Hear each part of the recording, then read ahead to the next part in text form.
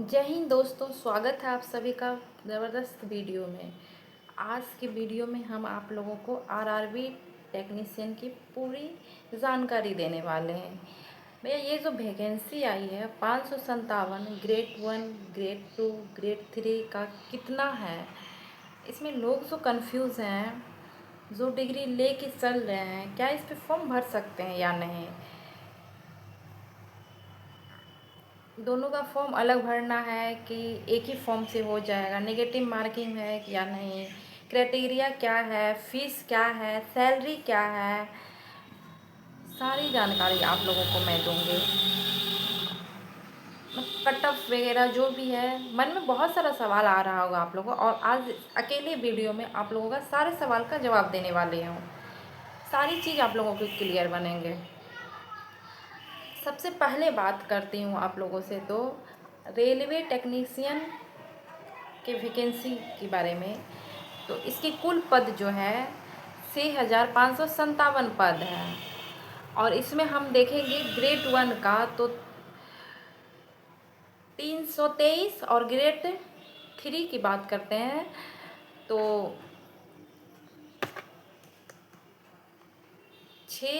600 कुछ ऐसे पद है ग्रेड 3 में।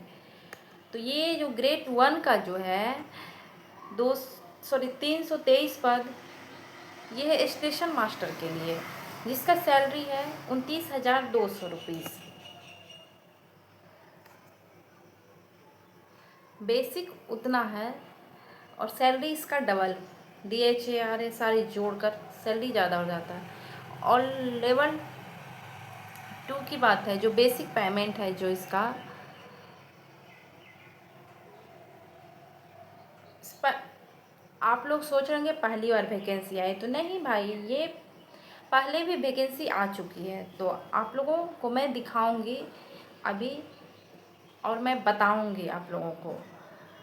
जो भी फॉर्म है आप लोगों को अलग अलग फॉर्म भरना पड़ेगा। 2024 में जो फॉर्म आया था तो ग्रेड 1 का 1092 पद था, ग्रेड 3 का जो था 13,206 पद था। 2025 में ऐसा ही ग्रेड 1 का जो था 183 पद था, ग्रेड 3 का जो था 6,055 पद था।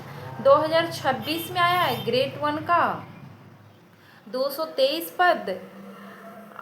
और मतलब कहना ये है रेलवे की, जो मैं ज़्यादा वैकेंसी नहीं लाऊंगा, लेकिन रेगुलर लाता रहूँगा। तो आप लोग देखिए वीडियो में, मैं आप लोगों को बता रही हूँ सारी जो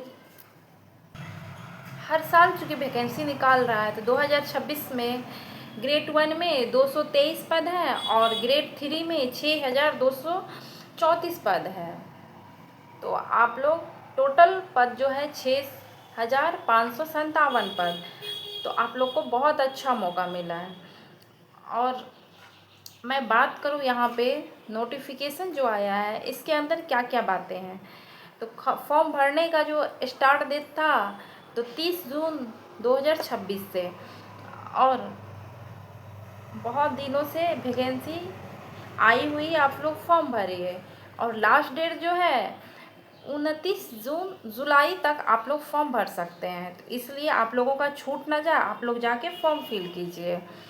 और पेमेंट डेट भी है जो 29 जुलाई लास्ट डेट है। तो आप लोग फॉर्म भर लीजिए। 1 महीने के पूरा वक्त दिया गया है।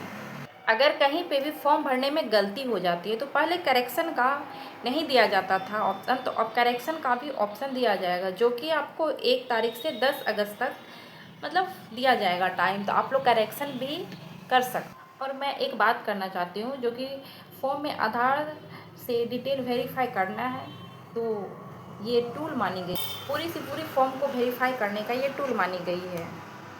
वहाँ जो नाम है, स्पेलिंग है, सारा वही होना चाहिए, और नहीं तो आपका फॉर्म रिजेक्ट हो जाएगा। और कृपया करके लाइव फ़ोटो देने के टाइम चश्मा, टोपी ये सब ना पहने, सलमान खान वाला रूल ना अपनाएं, नहीं तो रिजेक्ट हो सकता है आपका फॉर्म।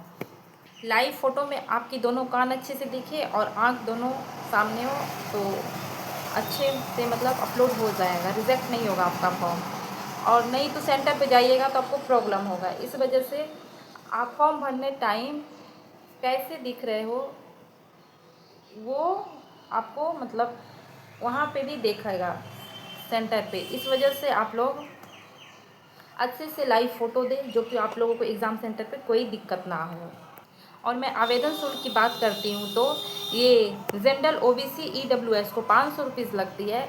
और मैं एक बात वो बता देती हूँ आप लोगों को, सीवीटी देने पर 400 रुपये आप एग्ज़ाम जो सीवीटी का दे देते हैं तो उसके बाद आपका 400 रुपीज़ वापस हो जाता है। अच्छा, इसमें कितने पेपर होते हैं? प्री होता है, मेंस होता है, सिर्फ एक पेपर होता है वो होता है। और वो पेपर दे के आप लोग कुछ दिनों में घर पे लौटोगे तो आपका पैसा वापस हो जाएगा 400 रुपीज़।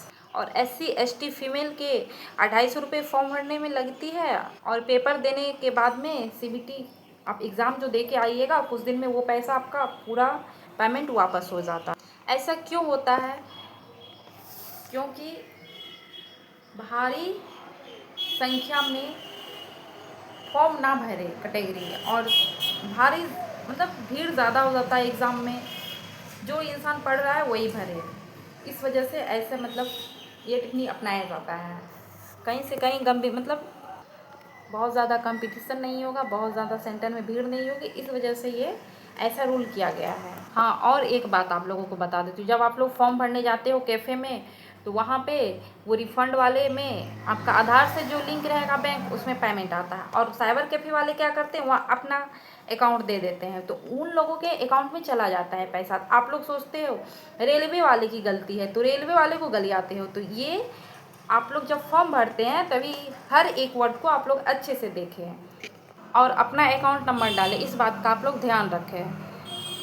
क्या भाई आप लोग फॉर्म बुढ़ापे तक भर पाओगे? एज के बारे में भी मैं बता देती हूँ।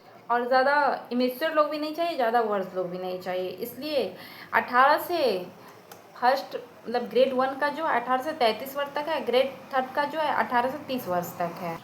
और छूट की बात करूँ तो ओबीसी वाले को 3 साल की, एससी एसटी वालों को 5 साल का छूट मिलता है। और उसमें भी एक बात जानकारी लेना है तो उसमें ओबीसी में 9 NCL लगता है, जो कि तभी छूट मिलेगा। वो भी 2 तरह का होता है, एक राज्य सरकार पे अलग होता है और एक केंद्र सरकार पे अलग होता है।